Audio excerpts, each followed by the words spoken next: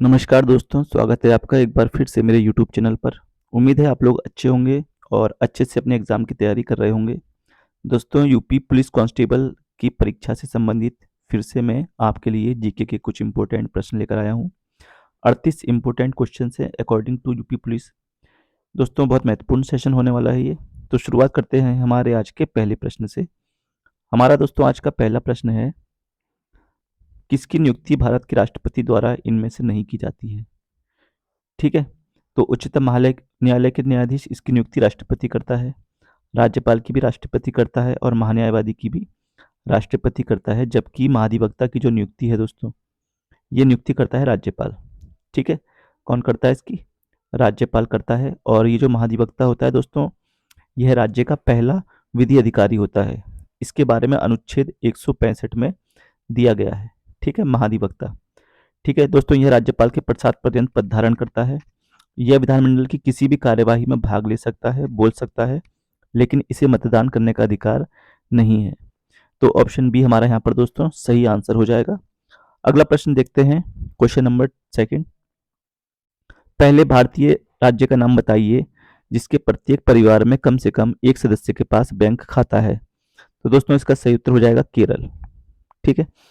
केरल दोस्तों, अगर हम भारत के नक्शे में बात करें तो केरल ये है। ठीक है। केरल के तट को दोस्तों मालाबार तट बोला जाता है। ठीक है, ये भी आपको याद रखना है, केरल के तट को मालाबार बोला जाता है। ठीक है।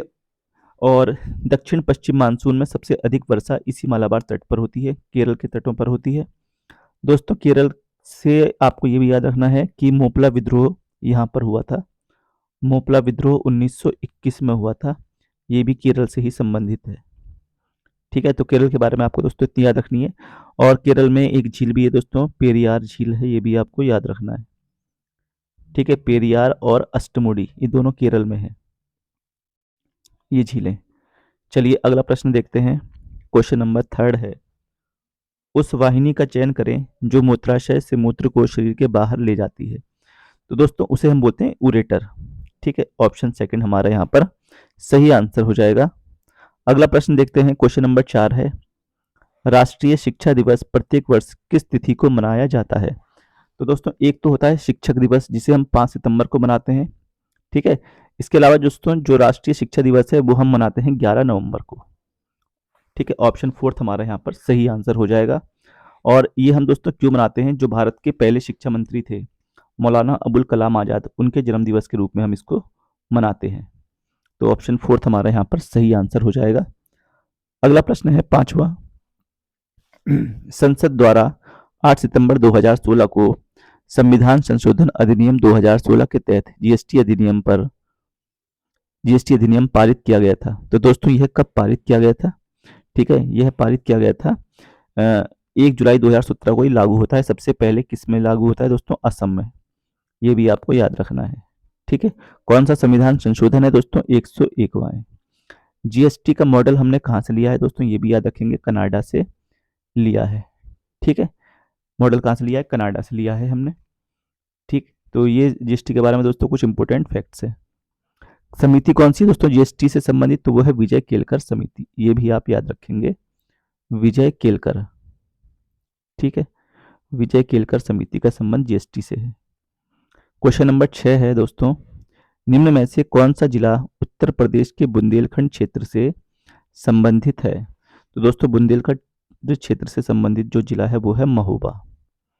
ठीक है, महोबा। अगला प्रश्न देखते हैं, उत्तर प्रदेश का क्षेत्रफल देश के कुल क्षेत्रफल का लगभग कितने प्रतिशत है? तो दोस्तों लगभग यह है 7.3%। ऑप्शन 4 हमारा यहाँ पर सही आंसर हो जाएगा। अगर दोस्तों मैं बात करूं क्षेत्रफल की दृष्टि से उत्तर प्रदेश का सबसे बड़ा जिला कौन सा है, तो वो दोस्तों है लखीमपुर खीरी। ठीक है, ये भी आपको याद रखना है, लखीमपुर खीरी है। और सबसे छोटे जिले की अगर मैं बात करूं दोस्तों तो वो कौन सा है? हापुड़ है। चलिए अगला प्रश्न देखते हैं। क्वेश्चन नंबर 8 है, 6वीं शताब्दी ईसा पूर्व के दौरान मथुरा के आसपास के क्षेत्र को क्या कहा जाता था? तो दोस्तों मथुरा के आसपास के क्षेत्र को बोलते थे हम शूरसेन। शूरसेन की राजधानी मथुरा हुआ करती थी। ठीक है, ऑप्शन थर्ड इसका सही आंसर हो जाएगा। क्वेश्चन नंबर 9 है, निम्न में से किस रोमानी काव्य लेखक को उनकी कृति मदनाष्टक के लिए जाना जाता है? तो दोस्तों यह जाना जाता है रहीम को। ऑप्शन फर्स्ट हमारा यहाँ पर सही आंसर हो जाएगा। मलिक मोहम्मद जायसी की दोस्तों पुस्तक का नाम है पद्मावती। ठीक है, पद्मावती के लेखक कौन है? मलिक मोहम्मद जायसी। अगला प्रश्न है क्वेश्चन नंबर 10। उत्तर प्रदेश में पहली बार 1887 में प्रकाशित होने वाले दैनिक समाचार हिंदुस्तान के संपादक कौन थे? तो दोस्तों यह थे मदन मोहन मालवीय जी। ऑप्शन थर्ड हमारा यहाँ पर एकदम सही आंसर हो जाएगा, मदन मोहन मालवीय। ठीक है, चलिए इसके बाद देखते हैं अगला प्रश्न कौन सा है हमारा। Question number 11। 11 क्वेश्चन नंबर कह रहा है दोस्तों, उत्तर प्रदेश में किस वर्ष सभी सरकारी कार्यालयों के लिए हिंदी का प्रयोग करना कानूनी तौर पर अनिवार्य कर दिया गया था? ठीक है दोस्तों, तो यह जो डेट थी यह थी आपकी, ठीक है, 1977। ऑप्शन फोर्थ इसका सही आंसर हो जाएगा, 1977। दोस्तों यहाँ पर आप ये भी याद रखेंगे, हम प्रत्येक वर्ष, ठीक है, 14 सितंबर को राष्ट्रीय हिंदी दिवस मनाते हैं। ठीक है, और 10 जनवरी को अंतर्राष्ट्रीय हिंदी दिवस मनाया जाता है, ये भी आपको याद रखना है। 10 जनवरी को हम अंतर्राष्ट्रीय हिंदी दिवस के रूप में मनाते हैं। अगला प्रश्न है, निम्नलिखित में से कौन सा शहर चोल राजाओं की राजधानी था? तो दोस्तों यह था तंजौर, तंजौर या तंजावुर। ठीक, ऑप्शन सेकंड हमारा यहाँ पर सही आंसर हो जाएगा। क्वेश्चन नंबर 13 है, फैजाबाद के एक प्रमुख संगीतकार थे जिन्होंने शास्त्रीय संगीत में टप्पा शैली का विकास किया था। तो दोस्तों इसका हमको नाम बताना है कौन थे, तो ये थे मुश्तरी बाई। ऑप्शन फर्स्ट हमारा यहाँ पर सही आंसर हो जाएगा। क्वेश्चन नंबर 14 है, निम्नलिखित में से बुंदेलखंड का लोकप्रिय लोकगीत कौन सा है? तो दोस्तों यह है Russia. Option third. Question number 15 है, निम्न में से किस खनिज को पीला केक भी कहा जाता है? तो दोस्तों पीला केक कहते हैं यूरेनियम को। ठीक है, ये रेडियो एक्टिव पदार्थ होता है यूरेनियम। ठीक, यूरेनियम, प्लूटोनियम, थोरियम तीनों रेडियो एक्टिव पदार्थ हैं। अगला प्रश्न है, अंतरराष्ट्रीय तिथि रेखा कौन सी कहलाती है? क्वेश्चन नंबर 16 है दोस्तों, अंतरराष्ट्रीय तिथि रेखा हम किसको बोलते हैं? 180 डिग्री देशांतर को। ठीक है, तो ऑप्शन डी इसका जो है वो सही आंसर हो जाएगा। जो दोस्तों 0 डिग्री रेखा है, ठीक है, इसे जीएमटी के नाम से जानते हैं हम। क्या बोलते हैं? जीएमटी। इसके इधर जो 180 डिग्री लाइन होती है उसे हम अंतरराष्ट्रीय तिथि रेखा के नाम से जानते हैं। अगला प्रश्न है, निम्नलिखित में से किस स्थान पर हेरिटेज फेस्टिवल 2023 आयोजित किया गया था? दोस्तों यह किया गया था गोवा में। Option first.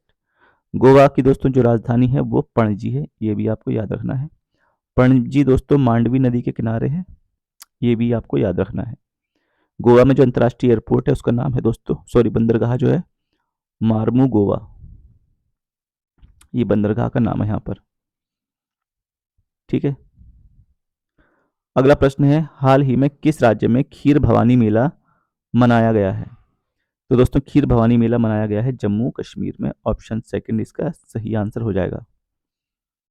क्वेश्चन नंबर 19 है, भारतीय प्रतिभूति एवं विनिमय बोर्ड यानी कि सेबी, सेबी का नया चेयरपर्सन निम्न में से किसे नियुक्त किया गया है? दोस्तों इसे हाल ही में नियुक्त किया गया है माधवीपुरी बुच को, और ये पहली महिला है। ठीक है, तो ऑप्शन नंबर 1 जो है वो हमारा सही आंसर हो जाएगा। क्वेश्चन नंबर 20 है दोस्तों, 1885 में वेदांता कॉलेज की स्थापना किसने की जिसमें दोनों भारतीय अध्ययन और पाश्चात्य सामाजिक तथा भौतिकी विज्ञान पाठ्यक्रम प्रस्तुत किया गया था? तो दोस्तों ये किया गया था स्थापना राजा राममोहन राय के द्वारा। ऑप्शन सेकंड इसका सही आंसर हो जाएगा। राजा राममोहन राय ने दोस्तों सती प्रथा का अंत करवाया था भारत में। ठीक है, ये भी आपको याद रखना है 1829 में। किसकी मदद से? दोस्तों लॉर्ड विलियम बेंटिंक की सहायता से। ठीक है, और दोस्तों राजा राममोहन राय की दोस्तों जो समाधि स्थल है वो कहाँ पर है?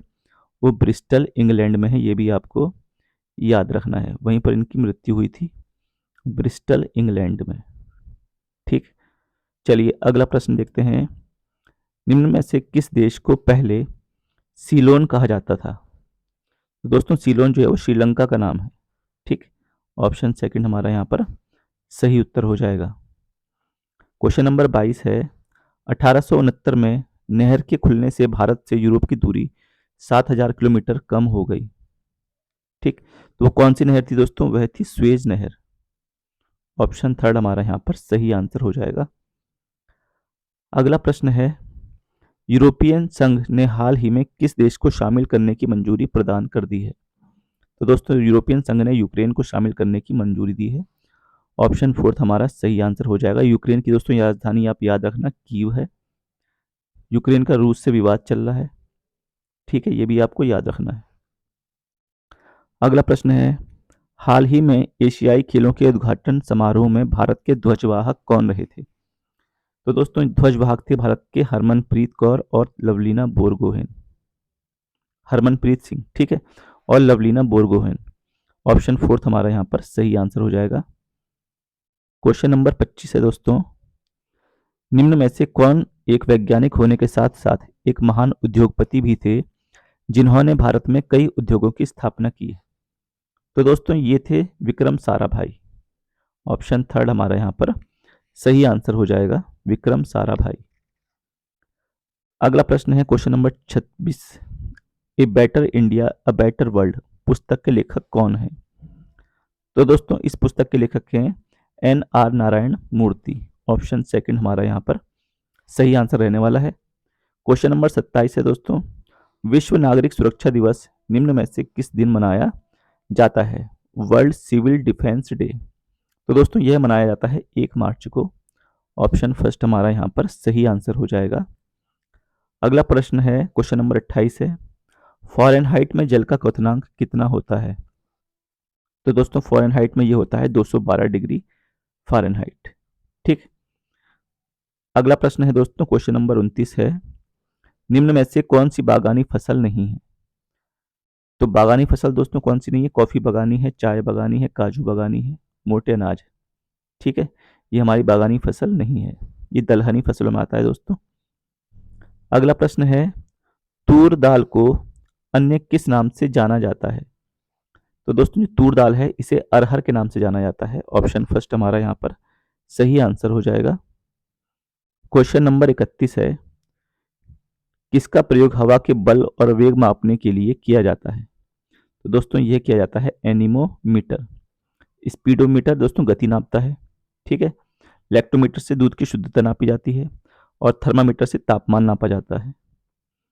अगला प्रश्न है, भारत में राष्ट्रीय हिंदी दिवस कब मनाया जाता है? तो दोस्तों अभी बताया था राष्ट्रीय हिंदी दिवस जो हम मनाते हैं वो कब मनाते हैं? 14 सितंबर को। अगला प्रश्न है, मानव अधिकारों की सार्वभौम घोषणा का अनुच्छेद 6 किससे संबंधित है? तो दोस्तों इसका जो संबंध है वो किससे है ये हमको बताना है। तो इसका संबंध है मानव कानून के समक्ष समानता के अधिकार से।